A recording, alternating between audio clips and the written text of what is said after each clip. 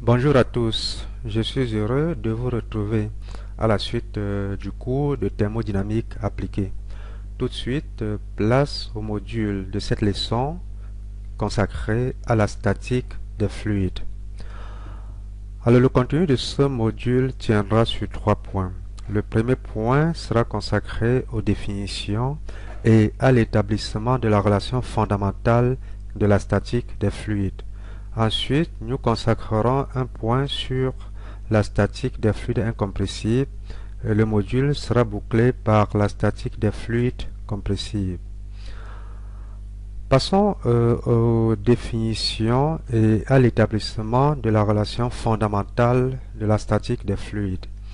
Qu'entend-on par pression en un point d'un fluide en équilibre? Découpons dans un domaine fluide un sous-domaine V. À la frontière de ce sous-domaine, considérons une surface infinitésimale ds autour d'un point M. N représente la normale sortante au point M. La partie complémentaire du fluide exerce sur le sous-domaine des sollicitations. Au point M, cette sollicitation est notée df et elle est orientée vers l'intérieur du sous-domaine. Elle est donnée par la relation df égale à moins pm dsn.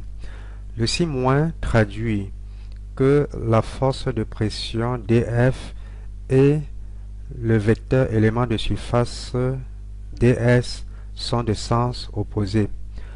Pm représente la pression du fluide au point M. Cette pression ne dépend pas de l'orientation de la surface M entourant ds. De façon générale, à n'importe quel point du fluide, on définit la pression par la relation P égale à df sur ds. L'unité système international de la pression, c'est le newton par mètre carré, qui est l'équivalent du pascal. Alors, la compressibilité d'un fluide est la propriété caractéristique de ce fluide. Pour un fluide incompressible, on écrit que la masse volumique ne varie pas. C'est le cas des liquides. En revanche, pour un fluide compressible, nous avons l'équation d'état qui stipule que la fonction de la pression, de la masse volumique et de la température est égale à 0. C'est le cas des gaz. De façon générale, les variables d'état que sont la pression, le volume, la température d'un fluide sont liées par l'équation d'équilibre G de P V T égale à 0. Alors passons à l'établissement de la relation fondamentale de la statique des fluides. Pour ce faire, considérons un fluide au repos dans un repère OX, OY, OZ. Délimitons un volume élémentaire parallélépédique de volume dx, dy et dz. Ce parallélépipède est constitué de 6 facettes. Faisons l'inventaire des sollicitations sur le parallélépipède. Alors, ce parallélépipède subit deux types de forces, les forces de volume et les forces de surface.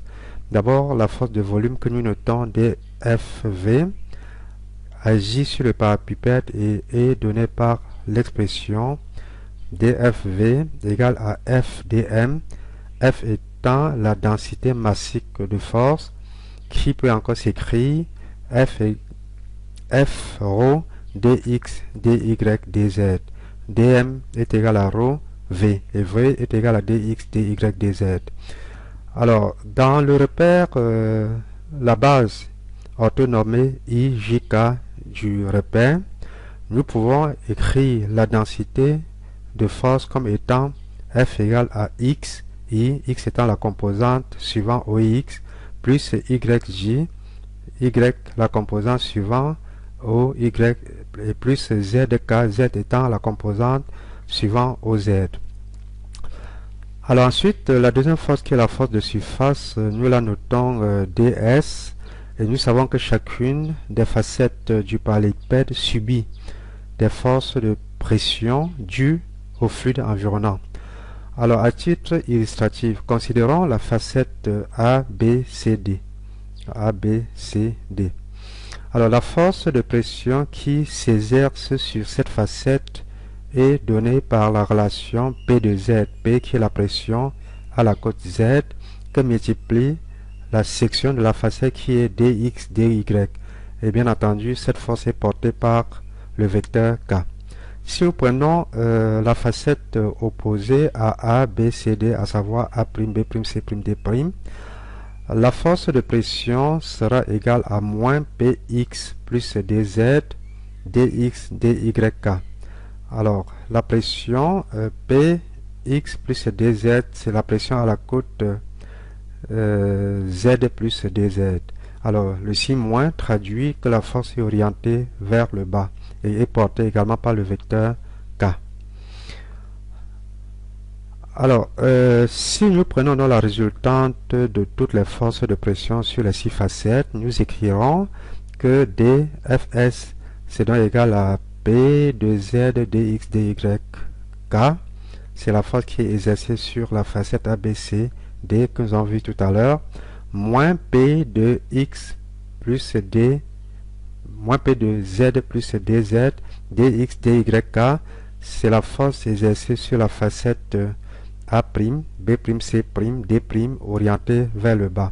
Si nous considérons maintenant les deux facettes orthogonales à l'axe OY, nous aurons les deux forces de pression qui seront P de Y de X dz J.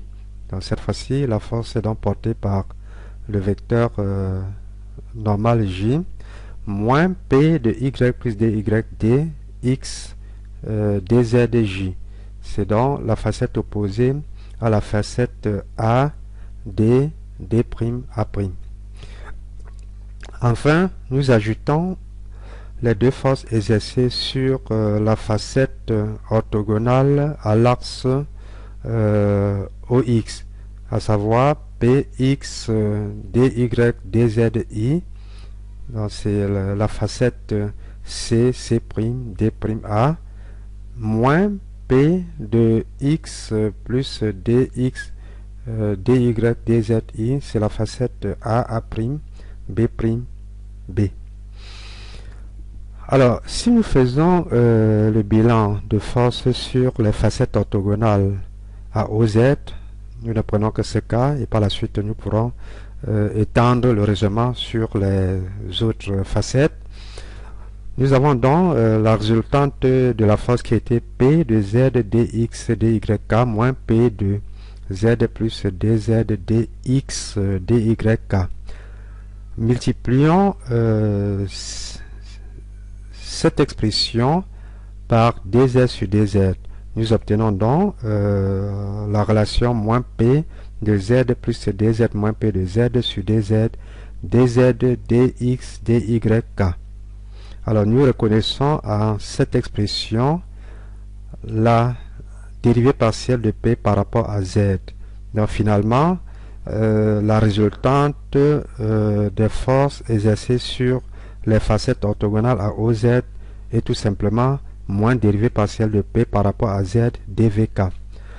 En réitérant le même raisonnement, nous pouvons donc finalement écrire la résultante des forces de pression sur le parallélépipède comme étant dFs égale à moins gradient de P dv. Alors finalement, l'équilibre du parallélépipède s'écrit moins gradient de P dv, c'est la force de surface, plus F rho dv, la force de volume, est égale à 0. Alors, nous pouvons écrire sous trois formes la relation fondamentale de la statique des fluides. La première forme, c'est celle que nous venons d'établir, à savoir le gradient de P est égal à F rho.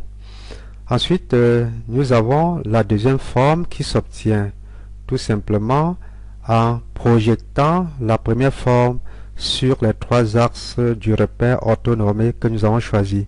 Et là, nous obtenons donc la dérivée partielle de P par rapport à X qui est égale à rho X. X est la composante de la force massique F suivant X. La deuxième composante, c'est dérivée partielle de P par rapport à Y qui est égale à rho grand Y. Et enfin, la troisième composante, c'est la dérivée partielle de P par rapport à Z qui est égal à ρ grand Z.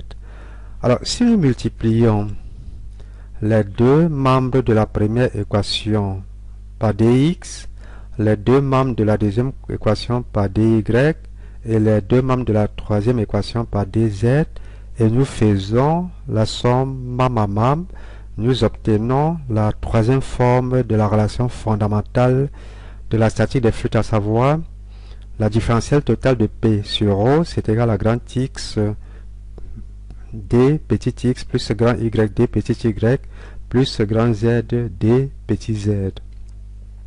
Alors prenons le cas particulier où la force par unité de masse dérive d'une énergie potentielle. Dans ce cas, nous écrivons que la densité volumique de force, ou massique de force autant pour moi, est égale à moins gradient de l'énergie potentielle.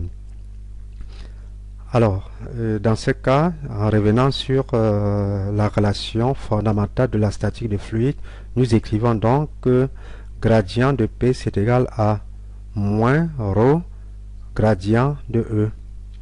Alors, si nous avons le cas d'un fluide incompressible, nous avons dit tantôt que le fluide est incompressible lorsque sa masse volumique ne varie pas. Dans ce cas, on peut faire entrer la masse volumique à l'intérieur de l'opérateur gradient. Et nous écrivons donc que gradient de P est égal à moins gradient de ρ EP. Alors, on peut donc facilement intégrer cette relation qui nous conduit donc à l'expression P plus ρ EP égale à une constante. Alors, prenons maintenant le cas particulier d'un fluide placé dans un champ de pesanteur. Dans ce cas, l'énergie potentielle s'écrit tout simplement EP égale à ρ Z. Alors, si nous remplaçons donc EP par sa valeur dans l'équation précédente, nous écrivons donc que gradient de P est égal à moins ρ gradient de ρ Z. Et voilà donc que nous pouvons intégrer cette relation sans problème, puisque l'accélération de la pesanteur ne varie pas, peut donc sortir de l'opérateur gradient, et ensuite en intégrant gradient de Z, nous obtenons tout simplement une constante, enfin, nous obtenons tout simplement K.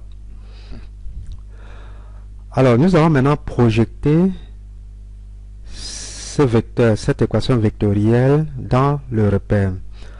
Alors, nous aurons, suivant x, la dérivée partielle de P par rapport à x qui est égal à 0, parce que constatez qu'ici, l'expression est portée par K, tout simplement. Donc, si nous projetons ceci sur x, nous aurons 0. Si nous faisons la projection suivant y, nous aurons 0. Et si nous faisons la projection suivant z, nous obtenons tout simplement moins ρg. Les deux premières équations traduisent tout simplement que la pression ne dépend pas de x et de y. Nous pouvons donc finalement écrire que la différentielle totale de P par rapport à z est égale à ρ moins ρg. Alors, ceci traduit tout simplement que la pression d'un fluide en équilibre est identique en tous les points d'un même plan horizontal. Passons maintenant à la statique des fluides incompressibles. Commençons par établir la pression en un point d'un fluide incompressible en équilibre. On rappelle, un fluide est incompressible si sa masse volumique ne varie pas. En revenant sur la relation que nous avons établie plus haut et qui s'écrit que la différentielle totale de P par rapport à Z est égale à moins ρg, ρ étant une constante, l'accélération de la pesanteur étant une constante, le produit des deux donne une constante. Donc finalement, pour un fluide incompressible, nous pouvons écrire que la différentielle totale de P par rapport à Z est une constante. Alors, en intégrant donc cette relation, nous obtenons ce qu'on appelle la relation fondamentale de la statique d'un fluide incompressible, à savoir P plus ρgz égale à constante. Alors, de cette relation, nous tirons deux conclusions. La première, c'est que les surfaces d'égale pression sont des plans horizontaux caractérisés par Z égale à une constante. La deuxième conclusion, c'est que la différence de pression entre deux points pris dans une masse fluide représente en fait le poids d'une colonne de fluide de base unité et dont la hauteur correspond en fait à la distance qui sépare les plans horizontaux passant par les deux points. Faisons place maintenant à la statique des fluides compressibles. Un fluide compressible est défini par ses coefficients de compressibilité.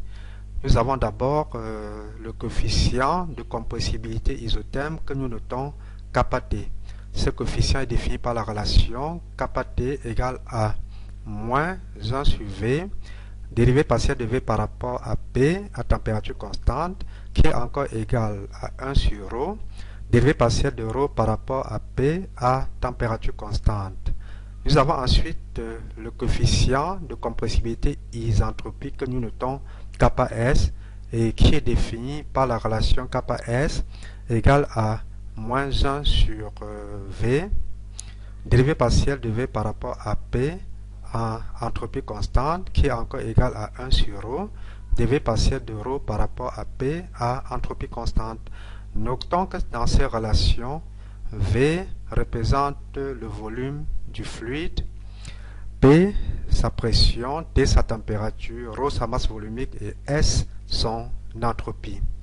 Si nous prenons le cas d'un gaz parfait, nous montrons très facilement que le coefficient de compressibilité isotherme kappa-T est égal à 1 sur P et que le rapport du coefficient de compressibilité isotherme et du coefficient de compressibilité isentropique représente gamma qui est l'exposant adiabatique et qui est défini comme le rapport de la capacité calorifique à pression constante et de la capacité calorifique à volume constant. Voyons l'ordre de grandeur du coefficient de compressibilité isotherme. Si nous considérons un gaz sous une pression de 1 bar, nous avons dans le coefficient de température constante ou alors le coefficient de compressibilité isotherme qui est de l'ordre de 10 puissance moins 5 pascal moins 1. Si nous prenons de l'eau à 20 degrés Celsius, la valeur du coefficient de compressibilité isotherme est de l'ordre de 4,5, 10 puissance moins 10 pascal moins 1. Alors nous notons donc que le coefficient de compressibilité isotherme de l'eau est 10 à la puissance 5 fois plus petit que celui d'un gaz et par conséquent un liquide est justement considéré comme un fluide incompressible. Considérons maintenant la pression en un point d'un fluide compressible en équilibre dans le champ de pesanteur. La relation qu'on établit plus haut reste valable, sauf que cette fois-ci, la masse volumique n'est plus une constante comme pour le cas d'un fluide incompressible. La masse volumique, cette fois-ci, dépend de la pression, du volume et de la cote. Donc, nous écrivons donc D, la différentielle totale de P par rapport à Z, c'est égal à moins ρ de P VZ G. Vous voyez donc que ρ dépendant de P, l'intégration de cette équation différentielle nécessite la connaissance de cette transformation. Mais pour un espace suffisamment restreint pour lequel on peut considérer la masse volumique comme constante, nous écrivons pour un gaz que la différence de pression entre un état d'équilibre 1 et un état d'équilibre 2 c'est égal à moins ρg Z2 moins Z1. Prenons le cas de l'air dans les conditions normales.